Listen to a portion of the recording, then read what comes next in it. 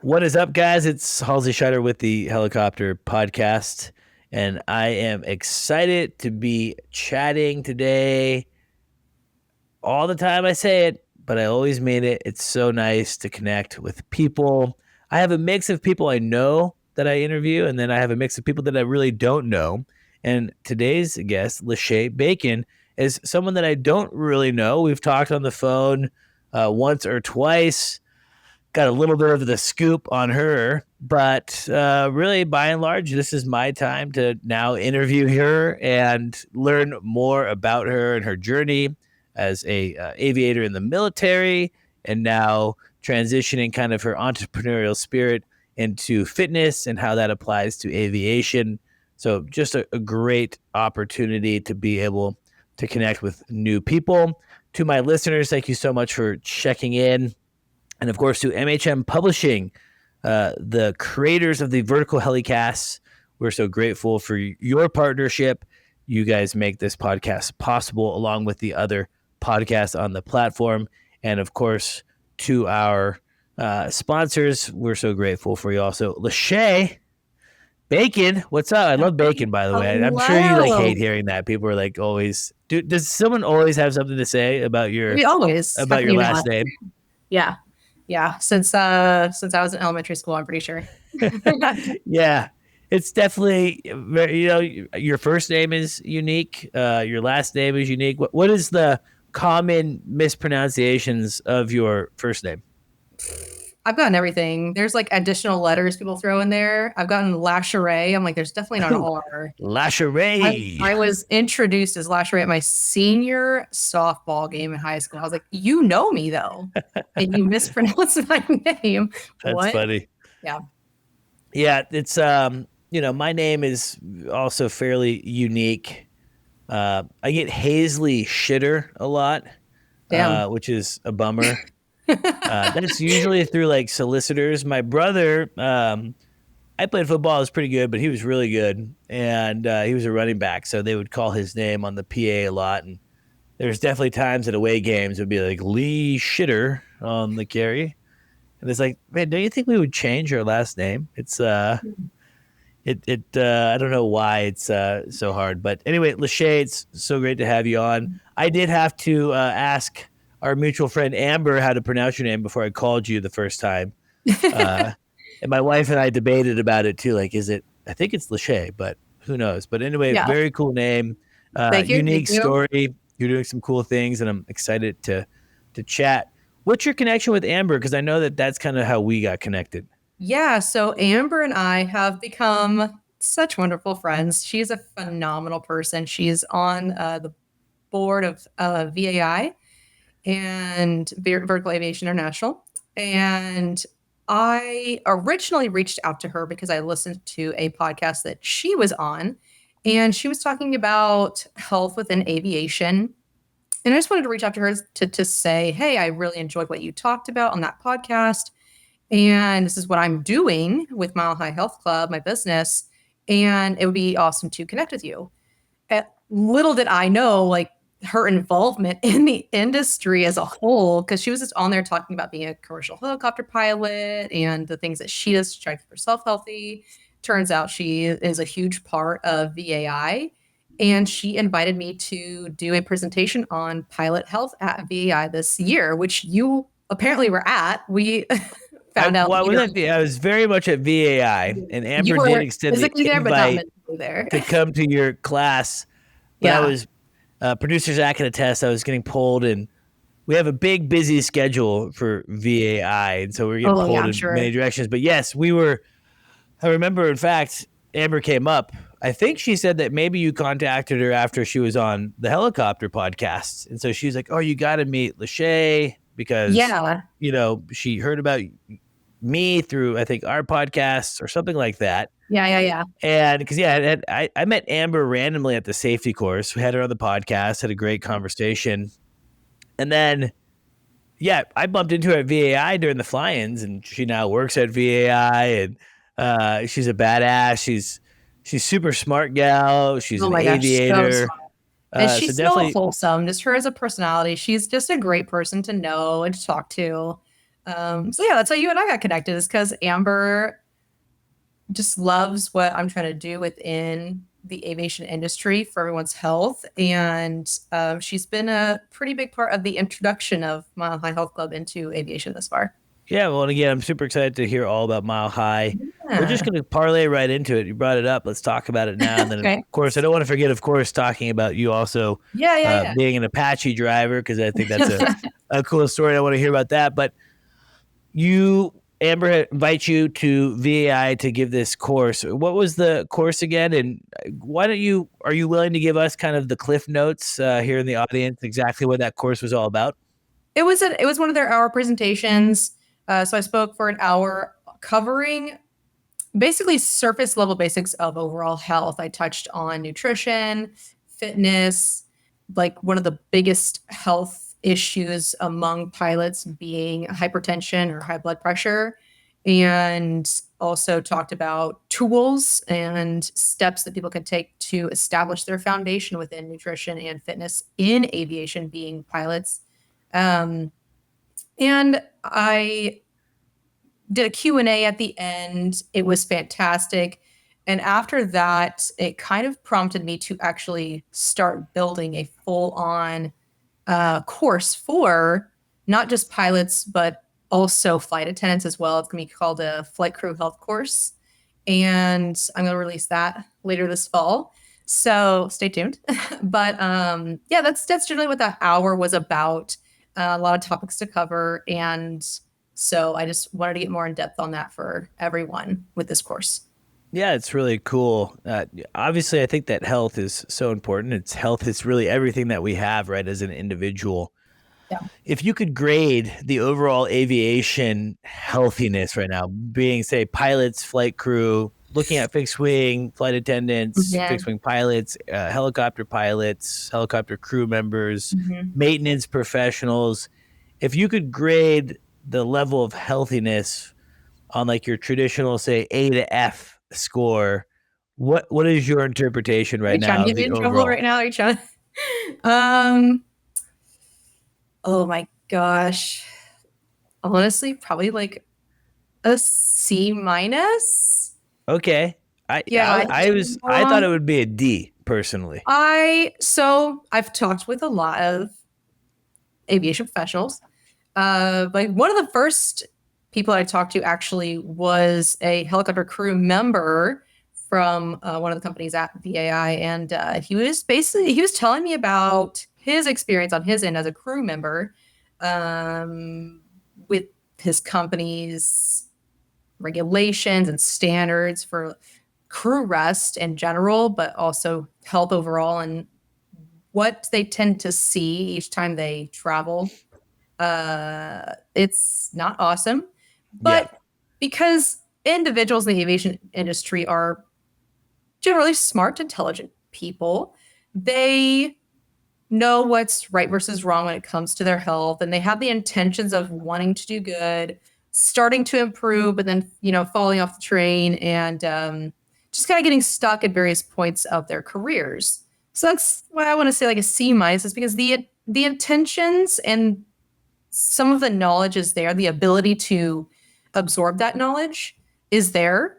I think it's a matter of presenting the information into digestible portions, if you will, no pun intended, but also a mechanism, a platform of delivery, so that there's always the access in this one point. And that's what I'm building right now. Yeah, it's really interesting. I think, look, my interpretation is that of just being in the industry for a long time, knowing myself as an individual within the industry. So kind of seeing how I've kind of had my health fluctuate. In fact, I feel like I'm on a little bit of a trough right now. We're having a baby here very soon, and I'm stress eating, like legitimately stress eating. I'm You're stress eating. stress eating. Oh my gosh. I know. Yeah, no, like legit stress eating right now. I was living a very healthy lifestyle for a few months. I go in kind of these kicks, right? Yeah. And then, something happens, or for me, I travel a lot for work, and so like that then really upsets the routine. And I think that that's maybe like the overall arching consideration when it comes to aviation and aviators or flight crew in general, Mhm. whether it's helicopter or fixed wing. There's a lot of time where you're not necessarily at your home base. You don't have your, consistent, like over here to the left of me, I have like this really nice home smart gym that I can do great workouts on. It's awesome. I can't bring it with me, right? I can't, Yeah. doesn't fit my luggage and go to hotel or whatnot. And so I'm guessing it's probably this idea of you're on the road, so Hmm. your routine's already kind of jacked up. And Hmm. then on top of that, you don't really have a kitchen, so it's hard to make like good whole foods. It's hard to cook for yourself. So what do? You go out, and unfortunately, it's like every restaurant seems to just be crap, right? It's good Hmm. food, but it's not good for you. Hmm. And I think like there's just this kind of cycle, and then you're busy because you flew all day. The last thing you want to do is go and take care of yourself, right? You just want to go veg out, maybe have a couple drinks, eat some unhealthy food, rinse, repeat. Right. And so that's kind of where I see like that's most likely where the industry is at. Is that kind of Well, what your thought is? Thanks to our sponsor, Airbus. Airbus provides the most efficient helicopter solutions to its customers who serve, protect, save lives, and safely carry passengers in demanding environments. Its civil and military helicopters are flying all over the world, making missions possible. Visit airbus.com for more information. let's go back to that word routine, right? So you say you travel a lot for work, as do most people in the aviation industry. And so that is the routine, isn't it? That's what you're doing on a regular basis. That is the routine. Yeah, that's true. Yeah. I can agree with that. So, in embracing that as our careers and just knowing that that's what we have ahead of us, is that we're going to be traveling. We're going to have these restaurants and other things available to us. We might be placed in situations where we don't have healthy, accessible foods. And just embracing that that is the lifestyle of this career in this industry and planning for that. So moving from using thrown off of my routine as an excuse because you already know that's your routine, then planning ahead for what you already know is coming. And I've already built some options for people who do a lot of traveling for fitness and nutrition options. My programs themselves, I have 4 fitness programs and 4 nutrition programs. My fitness programs are adaptable to a lot of situations. VAI was actually my first conference that I traveled to this year, and I went to 3 conferences in 2 months. So while I was traveling for those 3 conferences in those 8 weeks, I started my dumbbell program at the very beginning of March because I knew that for the next 2 months, for the next 8 weeks, which is how long the dumbbell program is, I was going to be home, gone, in hotels, tired. When you came home, I was still going to have to work. So I knew I needed something that was going to keep me in check. And I got phenomenal results, exactly what I was looking for out of my dumbbell program. But I also have programs like a functional movement program where you don't need any weights at all. It's a good program to just pair with other routines that you might already be doing. Or if you just want to solely stick to that one, it's a 6-week program. You can do it literally anywhere. Then the resistance bands program, same thing, except if you have access to resistance bands or just bring them with you, you have that option too. So those are things that I've built that are very easy to just take with you digitally, not even physically, and take them on your travels. Because most pilots are going to be at a hotel generally or somewhere with gym access, unless you're a lot of helicopter pilots. Some operate within the field environment, which I've been there. So some of these, like the resistance band program, a lot of those movements came from my field experience. And I would bring bands with me sometimes, but also my functional movement program as well. Those are really good tools to use with people who are traveling a lot, like pilots and flight crews in the aviation industry. Also, pretty much all hotel gyms and gyms in general have dumbbells. So that's Yeah, why, it's nice. Yeah, you certainly have dumbbells. Resistant bands are super lightweight, yeah, easy to pack.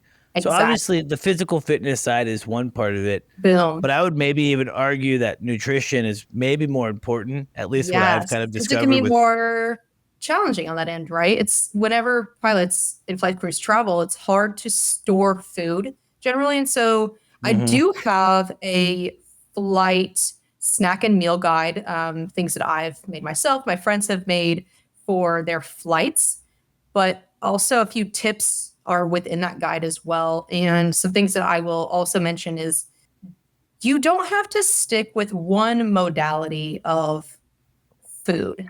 So I sometimes prep my own food. And I solely did that. I would always prep either my lunches and my dinners while I was in the Army. And now I use a combination of sometimes I'll prep my own food, but I also use a meal prep service too. Using various modalities instead of just like, oh, I hate meal prepping. So go off the rails and too challenging in that moment. So it's hard to commit to. Or they meal prep for a while, but then, they get caught up in traveling for work and everything. And it just becomes a little bit too much. Use various things. And if you're using a meal prep service or even the meals that you're prepping, freeze them. And when you take them with you, keep them frozen. That way they act as kind of like an ice pack, but also put an ice pack in there if you have a super long flight that you're traveling for that day, maybe. And like FBOs, crew stations, all those kind of places, they usually always have a microwave. So you'll be good. And then my flight snack and meal guide has a lot of stuff in there that doesn't need to be chilled, so they're easy, super easy to bring with them, you in the Yeah, aircraft. just pack and go type of thing. Yeah, Yeah, yeah, I mean, I agree. I think for me, it's not part of my routine because I do travel a lot for work, but it's usually last minute. Like mhm, maybe tomorrow I'm going to Europe. Who knows, right? Like yeah, it's always like this last minute thing. And that's where it gets hard for me personally. I think yeah, with a lot of helicopter pilots, maybe fixed wing pilots as well, there's also a case of that, especially like during, say, the fire season or whatnot. It's kind of like, I don't know. I wasn't a fire yeah, pilot, but maybe things can happen fast, or at least you're on shift for a really long time and you're gone. So I definitely see where it can get challenging, but I think it would be really neat to be able to have the guidance and support to help definitely. make good, healthy decisions. And, I think if you're doing anything, it's better than nothing. Right, And I know that you may disagree with that, but I do also like think that sometimes, like if I can decrease something in my life that's unhealthy, it's and still maybe I'm not doing great at the other spots. At least I'm at least taking that out right now. yeah, And I think that you have to have a level of flexibility with yourself sometimes to be able to say like, hey, look, I'm in the middle of nowhere. This is the best I got for right right, now. I'm going to do my push-ups and my stretches and whatever I can do here, but absolutely. if I'm going to eat the food here, it's going to be crap. I don't know. Yeah, So it's definitely challenging, but I think it's really neat that you've identified a sector uh, that you're passionate about, a sector that you're familiar with. And so let's talk about that. And then I want to mhm. come back into fitness, but I want the audience to just kind of understand you and your background a little bit more. Badass helicopter pilot in the Army. So let's start kind of from the beginning a little bit. When did aviation, or specifically this idea of aviation, kind of become something that you thought, hey, I really want to pursue this? It's time for your Heli Life giveaway secret word. Listen up and remember this word because you'll need it to enter for a chance to win exclusive Heli Life gear. Ready? This episode's secret word is vertical. Visit contests.verticalhelicasts.com to enter the secret word. I actually didn't even consider getting into the military until about a year after I graduated college. I, of course, was not finding the jobs that I wanted right out of college.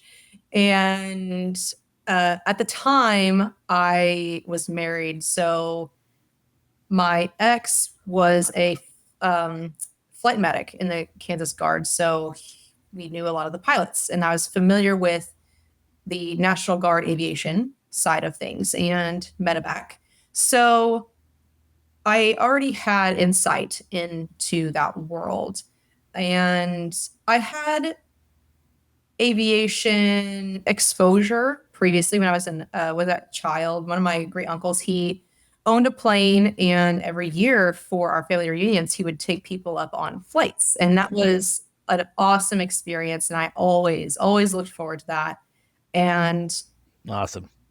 so when I had this, proposal kind of shown to me, it's like, hey, why don't you go do this because you're capable? Then I was like, and I was in a place in my life where it was like, man, this whole job market thing right after college kind of sucks. So I was like, okay, I'll give it a shot. Like, let's go do it. And I did. So I went in as a warrant officer. I did not want to be O grade going in. I didn't want that kind of responsibility of people. And Explain that for our listeners that might not understand, say, the difference between a warrant officer and the other paths that you can go. So warrant officers are experts in their field. Like, their job is to, as a helicopter pilot, my job was to be that helicopter pilot and be an expert in that field. For an O grade officer, their job is obviously that as well, for the aviation to be the pilot, but as they go up in rank, then their job falls more into administrative roles, personnel management, that kind of stuff. Yeah, it totally makes sense. I would not like that part of it, to be honest. Yeah, In not for fact, me. look, I've had a lot of military friends that were aviators, not just in the Army, but say Navy, Air Force, Coast Guard. And man, a lot of them get to fly for like a little bit, right? Right. And then they get transitioned to some type of desk job, or they're leading an ROTC unit somewhere. So like that's one thing that you don't necessarily always know going into it. So that's interesting. I didn't actually realize that with warrant officers. So is it more common than, if let's say that you're a warrant officer for helicopters like you were? Really, does that mean it's almost a guarantee, like that your career in the military will just be like that sole mission? Yeah. For other branches, now that I've started this and I've been to a lot of conferences, I've had more exposure actually to other, more so helicopter pilots in other branches of the military. In the Army, it's kind of hard to transition from one aircraft platform to another once you go through school for your platform. They're kind of like, no, we paid for you to to pilot this aircraft. That's where we want you. But Sure. Other branches, it's not as difficult to transition to various aircraft platforms. And I think that's super cool. But, you finish flight school, you go to your unit, and as a warrant officer, like, that's what you're taught is, hey, this is your focus. And then, of course, you have all these other additional duties and stuff to make the unit operational. Of course. But yeah, your sole job as a warrant officer is to be a pilot. There's warrant officers in other fields within the Army, not very many, but yes, there's a good amount of warrant officers in the Army are pilots, because in order to be a pilot, obviously you have to be an officer, but so that doesn't take away so many pilots. They needed to keep those warrant officers in that role while the O grades go and manage their and peoples. do the management side. Interesting. Yeah. So you're after college, you're not loving the current job opportunities that you're Yeah. seeing outside of college. Go into the military as a warrant officer. How does it happen? How do you become a helicopter pilot? What did that process take? What was the training like? Was it really stressful? Was it fun? Was it a mix of both? Mhm. Just kind of curious to hear that path of, helicopter training specifically in the military. Yeah, so I had prior college experience. So when I went to basic training, I went in as an E4. And so I still had to come in as an enlisted personnel to go through basic training. And then after basic training, go into Warrant Officer Candidate School. And your ranked pay grade is an E5 at that point through that school. And then once you graduate Warrant Officer Candidate School, you're officially a WO1, Warrant Officer number 1. And that, I mean, that was basically my introduction into the military, into the Army. I was the only. Quickly on that too. I'm just always curious because it didn't seem like obviously that was like a super premeditated idea to go into the military. I think Mhm. there's probably a lot of folks in the military that it's like, man, since they're little kids, they were gonna Yeah, go into the military, and that gave them a lot of time to mentally prep for, say, this idea of basic training and some of these other kind of intense yeah. mental exercises and physical exercises. What was that like for you, kind of quote unquote off the street going into it? Like now you're at basic training. It's probably this crazy different lifestyle than you've ever lived. Yeah. Was it a big shock? And like, did it take some time to mentally kind of get through that? No, like I said, I had exposure to National Guard aviation prior. So I had people to resources, if you will. I had resources to talk to about what to expect about each phase, especially the beginning phases of flight school and on, because you don't just start flight school. You have to go through a couple other schools first. So like Aeromed, and then you also have survival school to go through, and then you actually get to start flying after some of those additional beginner courses. But no, I don't know. I physically tried to prepare myself on my own prior to entry because I already knew what the standards were because I did my homework. But I think, well, I know actually because I've talked to a lot of people in the military, they don't realize that you can go in straight as a warrant officer, and a lot of the recruiters don't know that either. So I actually did most of my own paperwork. I did my own packet by myself and just handed it to the recruiters like, this is what you need. File this. And they actually lost it at one point, and I was pissed because I was like, this just took me like 3 months to put together. You're just gonna lose it. But yeah, there's a lot of recruiters that will tell people that you have to go in enlisted first, and then you can go. And or they also tried to get me to go in as an officer initially, and I was like, no, I don't want to do that.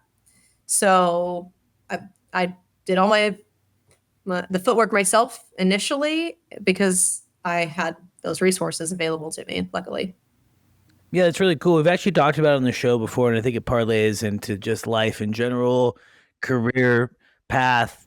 Everything is like this idea of advocating for yourself, because at the end of the day, no one's going to advocate for you like you would advocate for yourself. And so, my wife and I talk about that all the time, right? Like, we're going to advocate for our financials, right? Like, if we're working with someone, we want to make sure that we're understanding the financial burdens of that relationship or whatever that may be, because no one's going to care for our money like we care for our money. Right. And in the helicopter job world, and a lot of our listeners are in that world right now, or they're getting into that world. It's like you really do have to advocate for yourself. No one's going to care about you getting that job as much as you're going to care. And Absolutely. so I think it's really an important life lesson, and I'd love to hear that you advocated for yourself by doing the research, knowing your stuff, becoming educated about it, and then kind of taking control of the situation, right? I'm maybe a little bit of a control freak, right? So sometimes at work, there's projects that I feel pretty confident about because I have control. And then there's times when things are not really in my control, and that's kind of an uneasy feeling I because then I'm can't having to deny rely. that I am similar in that in that aspect, in that That's funny. personality trait. Yeah. Yeah. And so, like, even right now at work, we're going through a couple challenging things. And what makes them so challenging is I have zero control over the outcome. And the outcome for us obviously means that we get paid, which is really important for our business, but to not have control in that process. So, being able to advocate for yourself at all times is so important. And I think it's really easy, specifically if you're talking to an expert like a recruiter, right? You would think Right. that they would know the answer, or you're talking to a doctor, right? I remember at some point in my life, I realized like, oh man, maybe not all doctors actually know what they're talking about, right? Um, so again, even with health, you have to advocate for yourself, right? The doctor may say one thing, and you're like, well, Right. like I had a broken back, and I had doctors say like, well, you could do this. I could also just help you manage the pain with these pills. Why don't you just do that? I'm like, that's the dumbest thing I ever heard. Right. Like, so again, you have to advocate for yourself. And so it's cool to hear that you did that. So you get through basic, you become a warrant officer, you go to your SEER school. Is that what it's called for Here. the Army Yeah. as well? You do everything else, and then you finally get to go to flight school. What is I think the Army aviation flight training is actually kind of changing right now. I think there's some big It is. changes that There's a are lot of happening. on. I think the R66 is now being incorporated. It looks like they're actually trying to mirror more civilian style ab initio training, and then getting into military specific training kind of once you get through like a more traditional civilian path, which I think is actually fine. I think that if obviously a lot of the military aviators, they want to come out and fly in the civilian world, if they have a little bit of that civilian style of training, I don't think that hinders. But yeah, the R66 is now going to be training, Very nice. Army aviators, which I know is pretty big news. But what did flight school look like for you? How long was it? What did you like about it? What was hard about it, et cetera?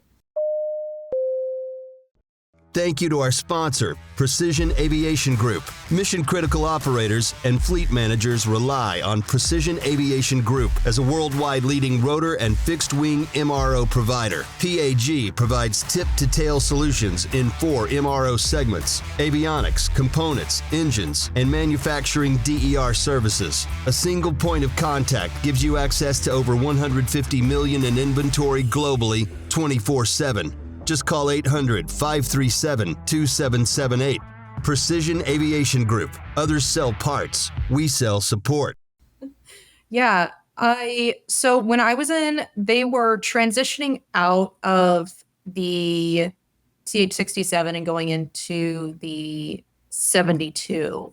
And the 72 had like a full glass cockpit, and we're over here with like sick pack, and I was a little jealous of the new classes coming in, getting to go through the 72, because I felt like it was a good transition into our primary platform, which for me was going to be Apaches. And but after I got through everything, and maybe even like as I was going through the Apache course, I realized that flying with that 6-pack, learning my instruments on that, not that I can do that proficiently at this point, but it was a great experience and to have be able to fly that way, because most aviation now is all glass cockpit, digital, everything. So I know when I see that in a cockpit, it's not completely foreign to me. And I mean, I can recognize what I'm looking at. I generally know what is going on with the different instruments, as opposed to never having that experience at all. So that was my primary course. And I flew that same helicopter through instruments as well. After that, I going into the Apache course. Flying was obviously flying a helicopter was brand new to me. I had zero aviation experience coming into this, most of the guys in the class had some type of prior aviation experience. Almost all of them prior military experience, where they were crew chiefs or some within some realm of Army aviation. And then even the guys coming in, what's called street to seat, like me, they had already been flying something at that point. Me, nothing. That's So I'm just crazy. like, How do you, I'm curious about that though, because like that's, yeah, I mean, look, we all start somewhere. But again, like I feel like for me, I always wanted to be a pilot. So I felt like I mentally prepared my entire life yeah, to be a pilot. And it doesn't seem like that was necessarily like on your mental radar. cue. It's like it all Yeah. happened. So like I'm sure I have listeners that are maybe in a similar position. Like Mhm. I know it's some time ago that you went through initial flight training and things, but like what were some of the big hurdles that you had to overcome by just having no Yeah. background in aviation? The information that was required to basically have rote memorized was a lot, because I went through college, obviously, but that's a totally different style of learning as opposed to what was expected at Army Flight School. And that was pretty overwhelming for me. There were sections that I did really well in, and there were sections that I really struggled with. Like instruments was such a difficult thing to wrap my head around, and just conceptualizing, looking at this panel of circles, and that's supposed to tell me exactly how I am flying and how I should be flying and where to go. And then translating that into an open air space. And my brain had such a hard time wrapping around that. And because I haven't you do not fly instruments hardly at all as an Apache pilot. And starting in the Delta, it was not an instrument rated aircraft. But then when we transitioned to the new Echo model, it was. And then instruments were expected to be a proficient task for us all over again. And so it was a lot of people were basically relearning instruments after however many years, they had been out of flight school. Luckily, I had just come out of flight school like a year prior to that, not even quite a year prior. So it was still generally fresh-ish in my mind. But like during the Apache course, like you don't practice a lot of instruments in that course. So it's still been a little while, but for some guys, it had been 8-10 years before they were actually like flying instruments regularly. And so, yeah, that was instruments is probably a big thing, as I'm sure it is for most pilots in general. But the flying aspect itself, I picked up pretty quickly on. Not to to my own horn, You're a big but deal. I get it. You're a big yeah, deal. yeah, it would just it flying felt really good to me, and manipulating the controls and just seeing where I was going, feeling where I was putting the aircraft. It was such a good feeling to me, and I did get compliments on my flying through some throughout their courses, and so that made me feel really good about that aspect of flight school, because I did struggle with some of the educational portion of it and the amount of information that was expected to know almost overnight. So yeah, there was pros and cons of my experience throughout flight school. Yeah, well, it sounds like you had a little bit of a natural knack to it. Obviously, you had gone to college prior to it, which Mhm. again, I know that you said it was different, but there's also some similarities of Yeah, at least knowing how to study and right. comprehend things a little bit, and also just having some maturity, right? I think if maybe you go straight from high school to flight school, which is an option, there's a maturity difference, say between say an 18-year-old and a 22-year-old or a 23 It's year old. funny you say that, because my stick buddy throughout the Apache course, he was 18. Nice. Straight up out of school. A cool dude though. I still talk to him every once in a while. He was great. We were a great duo. Yeah, it was it was fun. Yeah, I mean that's crazy to think, right? You're 18 years old and you're flying an Apache, which is pretty neat. So speaking of Apache, I think of Apache. I don't really know anything about Apaches. I think it's an attack helicopter. Yep. Obviously, seems pretty high tech. I've watched a TV show one time where, like, it was like if you look this way or that way, like you can aim. I don't know if it's a minigun. I don't know what's on it. I don't know anything about the You Apache. So generally got the term. Yeah. Keep going. You're so doing like good. what is the primary mission of the Apache? What is it like learning how to fly the Apache? Is flying the Apache as awesome as you would think it is? Uh, yeah, just give me the Yeah. Apache breakdown.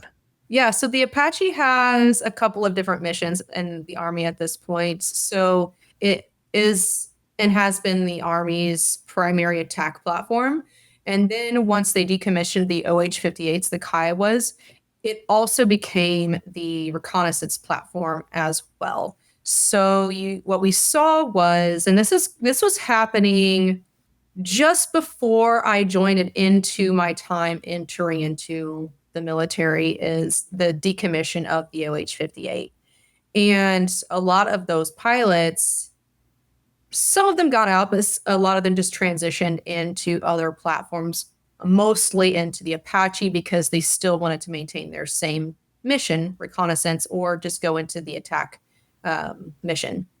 So each unit now is kind of separated into the two, and the cav units, primarily cover units that were the Kiowa units, became maintained their reconnaissance mission, and then the other Apache units stayed the attack platform. And so those are kind of the two focuses that the units have. And the unit that I was in at Fort Riley 16 Cav, we were primarily reconnaissance, though we still learned the attack mission because, as your PCS, you move around, something like that, it's expected of you to know the other mission set as well. And because in our training, depending on who we're going to support, even though that's our unit's primary mission, we can definitely be asked to, like the ground commander, to provide support as an attack platform because Sure. ultimately the aircraft is capable of both. It's not a different aircraft when you go to a different unit. Yeah, those are generally the two mission sets of the Apache. And yes, there is a couple of cameras on the front. One of them is called the TADS, and you can what's called WAS it to your helmet. And that is whenever you look a different direction, the gun will track your line of sight. That's cool. Yeah. I love that. I don't know why. I think it's awesome. So what was it like flying the Apache? It was pretty cool. It was pretty cool, not gonna lie. The maneuvering capability of the platform is awesome. That was honestly my favorite way to fly it. I think most people's favorite way to fly it, of course. You're not just gonna fly the Apache to not do like a 160, 170 degree turn and like nosedive towards targets and stuff. But when I was in flight school, we have a section called BWS, Basic Warfighter Skills, and so I flew the Kiowa during that time, and that was an awesome experience. And so I really I like flying doors off. I like feeling like the whole entire aircraft, and so flying the Kiowa was great to me, but flying the Apache, of course, like the maneuverability and everything like that was really awesome too. Also, its capabilities, right? Like, Yeah. Well, I mean, it's a badass helicopter. Now there's yeah, it's a beast. two flight crew in the aircraft. Are they both Yep. pilots? Is there one that's not a pilot and in charge of other things? How does that all work? Yeah, so the front seater is the primary gunner, and then the back seater is the primary pilot. But you can shoot and fly from both seats. The main difference is that the front seat, you have this screen in front of you, little bitty screen. It's like 5 by 5 inches, and that is where you can actually view what you're seeing on the TADS, or even the other sensor site, the PENVIS. That's going to be your night system. But that's the primary difference. You can control weapon systems from the cyclic and the collective in both seats. You can WAS the gun to your helmet from both seats. So primary job in the front seat is to be that gunner because you have the hand grip controls to actually control all the weapon systems.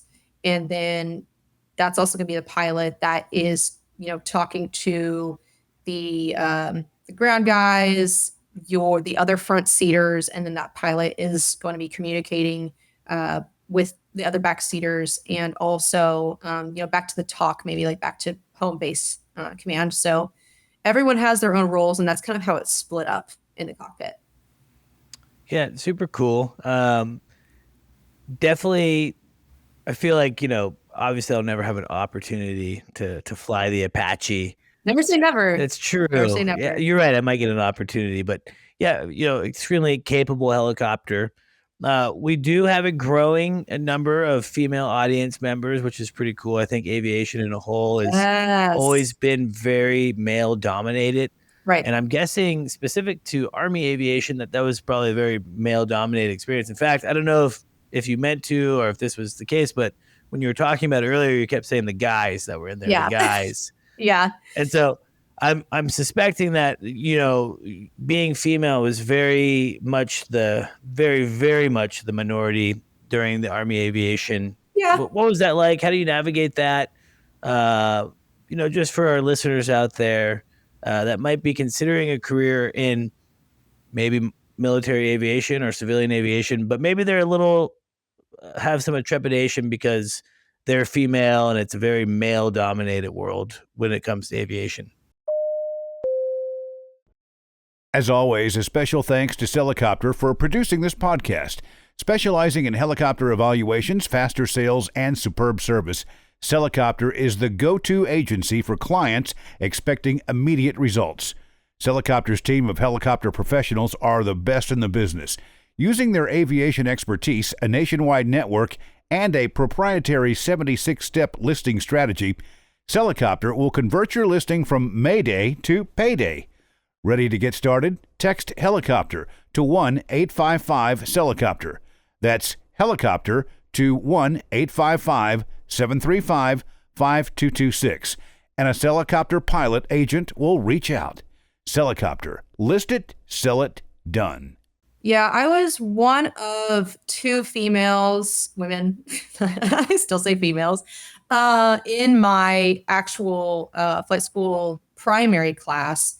I was the only woman in my Apache class. And then in my troop, in my unit, I was the only female in my troop. And then there was eventually, I think maybe a year or so after I was there in the unit, there was one female in each troop. And then there was like a couple more that came in, but there was a handful of us. And I did see throughout my time in my unit that there became a few more of us over time.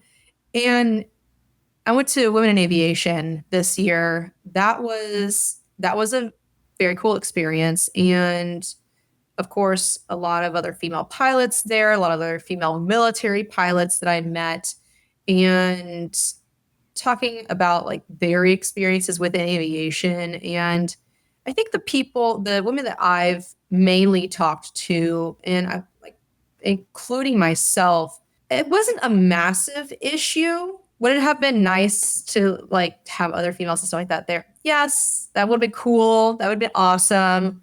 There was definitely some hurdles at times that I had to get through, but I was told very early on that I had to prove myself.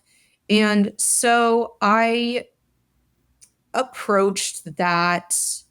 I don't have a pretty dominant personality anyways. I've always had a dominant personality, type A personality. So getting along with everyone, like the guys and stuff like that, wasn't an issue for me. I don't know. I rolled with things. I embraced things. And if I had an issue with someone, the dudes have been more dramatic.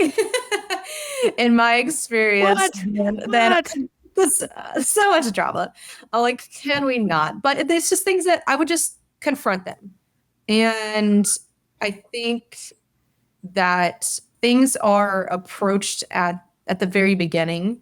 It is less likely that will become an issue. And it's the same way with, generally any situation.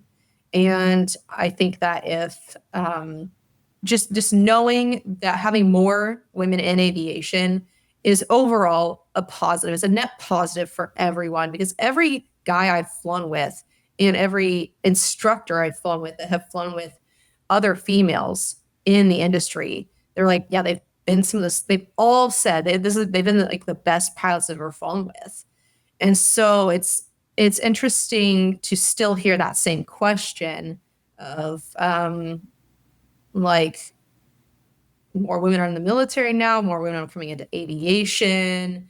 Is this like an overall plus? How can we encourage more women to get into aviation and educate yourself on and be confident and know that there is no reason to tell yourself or for someone else to tell you that you are not going to be as good a pilot as a man, because that's absurd, absolutely absurd.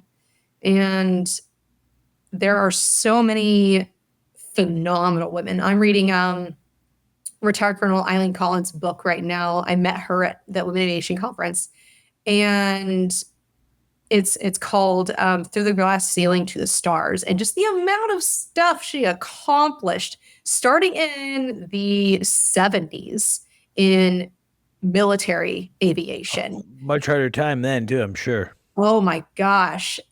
Yes. Huge changes. And of course, she talks about the changes over time of her experience in the military and within women in aviation's allowances, if you will, their options within aviation in the military, and how it progresses throughout her time in even, and then her entering into NASA.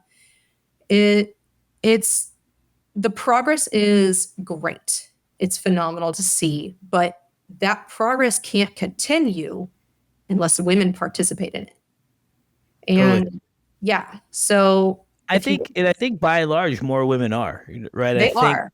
Yeah. I think we are getting into a time, and one of the reasons I ask all the women that join the show to talk about their experience is because I think it's important to highlight that there is a difference, right? Men and women are different. Yeah. There's a difference on how we behave sometimes, and just like anything, being in a dominated, it's a weird, I've been in situations even as a guy where it's like a lot of male energy, as pilots, and it's complicated, right? It's a lot of ego, a lot of jockeying, and so I'm always curious to hear. By and large, what I hear is like that it wasn't that big of a difference, and I think that that's one of the points that I try to get across to our female listeners of like, don't let that hold you back, right? Don't let that be a fear of like, hey, I don't want to get into this because there's not other women doing it, right? I think you should actually go and do it more because there isn't enough women in it. So I think it's really cool. I think people like you that have awesome backgrounds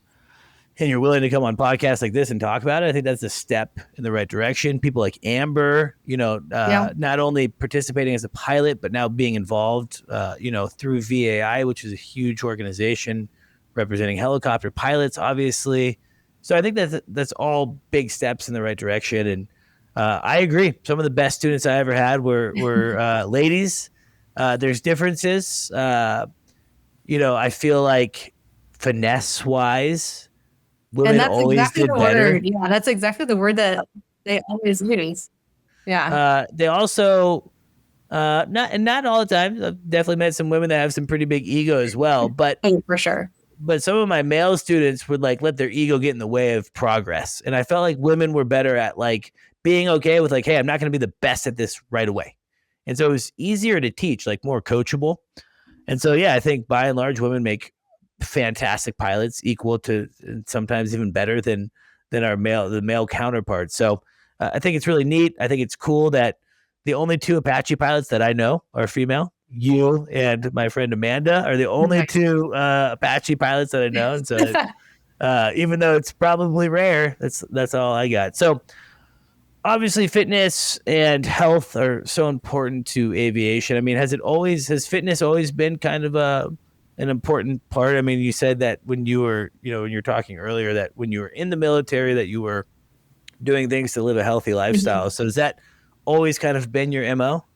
I played sports throughout middle school and high school, but I didn't ever have a grasp on fitness. Very, I don't even want to say surface level on nutrition. It was just like, eat meat, here's vegetables, like those things are good for you kind of thing. I My fitness journey didn't even start until I was almost out of college. And it was because I got injured and had to change my life. And it was a very, I don't know, unimpressive incident that happened. I still don't even know how I got injured, but I was in a water aerobics class of all things. Low impact. No Apparently not. anticlimactic. Oh, and yeah, the second I left the water, my knees popped, Oh God. and then I couldn't walk. They like both of them got super swollen to like the size of half softballs, each of them. And in the 5-minute drive home, my friend was taking me back. I could not walk. I had to literally crawl up my stairs to the apartment and carried to the bed, and I could not bend my legs at all. So, over a course of 2 years, I had x rays, I had physical therapy, I had a cortisol shot, which was a terrible idea. I felt like I was just back at square one with that because I felt my knee was going to explode. And nothing. They found nothing. They didn't know what to do, but I was still at a point where I could sit for longer than 5 minutes without chronic aching pain. I couldn't stand for longer than a couple of minutes, chronic aching pain. Then it was starting to affect my hip and my back, and it was just a whole waterfall of events. And finally, after 2 years, I went to the gym that was literally right behind my apartment and started talking to one of the trainers there. And they were like, man, I'm going to pass you over to our most experienced trainer. He's been training for like 30 plus years. I was like, okay. And told him everything that happened, everything that I've tried. And he started training me. And within 6 weeks, I felt 20% better. I noticed a significant, noticeable difference within just like 6 weeks. And I was like, oh my God, this is it. This is the answer. And so we just continued on for about 4 months of like a strength training regimen, targeting my ankles and my hips. And that right there is what changed my life. And so that's when my journey started for myself. And when I was in the Army during COVID, actually, whenever everyone stopped flying for a little bit, that's when I became a certified personal trainer. And then a year later, a nutrition specialist. And I dove right in and I was hooked. I was like, this works. This is the answer. These are the problems that these things solve. And now, since I got out, I came to a point where I was like, I need to bring this to my people, my industry. Um, so yeah, but because I'm still involved in aviation, I fly fixed wing every once in a while now, working towards that certificate to add on to my rotary wing commercial certificate. And yeah, that's what I want to bring to the world of aviation is just like, hey, there's these things out there that I know you know about. Let me show you how to use them to not only improve your health, but improve yourself in your career. Yeah, no, I mean, it's so important. Not to mention that your career could literally depend on it, right? We have to get a medical every year. And if you're in poor health, you may not be able to get that medical, whether it's a blood Absolutely. pressure, high A1C, being, diabetic or even at least pre-diabetic. Yeah, There's so many comorbidities that can affect your ability to go out and have a living. absolutely. And it's very easy. And I get that. It's very easy to get into the routine and to say, okay, yeah, I'm going to do it. I'm going to do it. But this could be your opportunity. If you're listening to the podcast, you should reach out. Mile High Health Club. Great logo, by the way. Thank Great you. resume, by the way. Just the feng shui of your resume is quite nice. I'm looking at it here. Thank you. Thank you. I like the color. I like how you have the things on the side and the margin, I guess you call that. But then over here, you have your personal branding. So kudos. I think resumes are like, call me old school, but I feel like they're important. Super important. And so I always admire a nice put together, well flowing resume. So for pilots that want to get in touch with you, what is the best way for them to contact you and to start that conversation of like, hey, look, I need to be healthier and I need help doing it? Yeah, absolutely. So my email is MHHC, Mike Hotel Charlie, at milehighhealthclub.life. If you go to the website, which is just milehighhealthclub.life, you can find my email there. If the little pop-up box, like, hey, do you have a question? That will come straight to me as well. It starts automated, but eventually I get it. And I just reply to you through there. I do have a free initial kind of nutrition guide for people to check out if they want to just, start with something foundational and easily digestible. They can go download that. And if they have questions, just email me, mhhc@milehighhealthclub.life. So yeah, you heard it. Got to go check out milehighhealthclub.life. Cool web address, by the way. I'm actually on your site right now. This is neat. This is a cool concept, right? This is an aviator, someone that gets it, someone that understands what can make pilots fall into a routine of being unhealthy.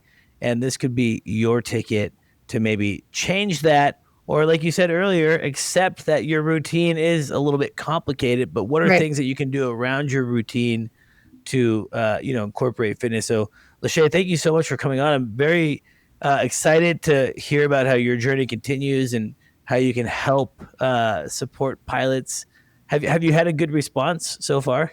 Oh yeah, absolutely. I went to the Pilot Network conference also this year, and I got to talk to a lot more people one-on-one because I was there as a vendor. And overall, fantastically positive responses from everybody. And I'm actually going to, here in a couple weeks, start working with a flight school down here in South Florida for the trial phase of the flight crew health course that I'm building. So also working with an AME to help track some metrics for that as well. So the owners of Sun City Aviation they're super on board with all of this. They're very excited to be part of this trial phase, the introductory phase of this overall health concept for aviators and flight crews. So I'm excited to show everyone else how they do and the progress they make. It's awesome. It's a health program for pilots, created by a pilot. Yeah. And obviously you can tell how passionate Lashae is. So again, check out milehighhealthclub.life. You can message her there. It's not too late. It's this is the best time to get started. Let's stay in touch. I'd love to hear more about your journey. And hopefully next year, if you're at VAI, we can connect in person. And I just really appreciate you coming on. To our listeners, thank you for listening to the Helicopter Podcast, MHM Publishing, of course, for creating the vertical HeliCASTS platform. Just so fun to be able to have this voice, to be able to talk with super fun people like Lashae.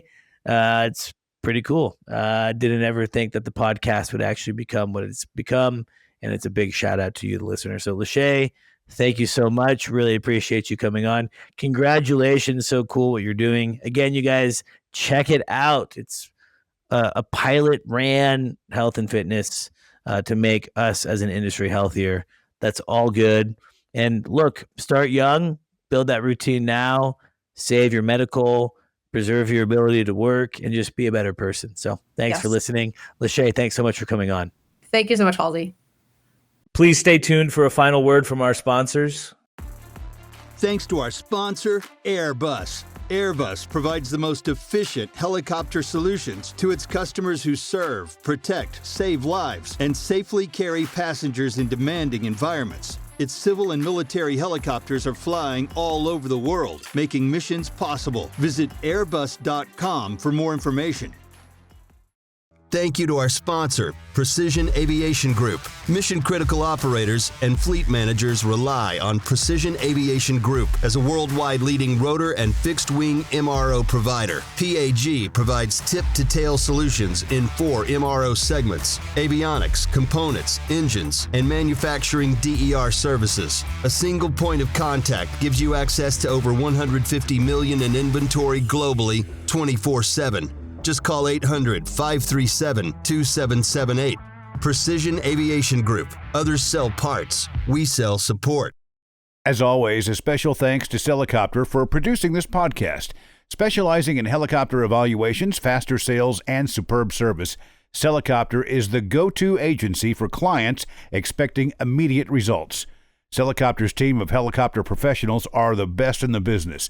Using their aviation expertise, a nationwide network, and a proprietary 76-step listing strategy, HeliCASTS will convert your listing from Mayday to payday. Ready to get started? Text HeliCASTS to 1-855-HeliCASTS. That's HeliCASTS to 1-855-735-5226. And a HeliCASTS pilot agent will reach out. HeliCASTS. List it, sell it, done.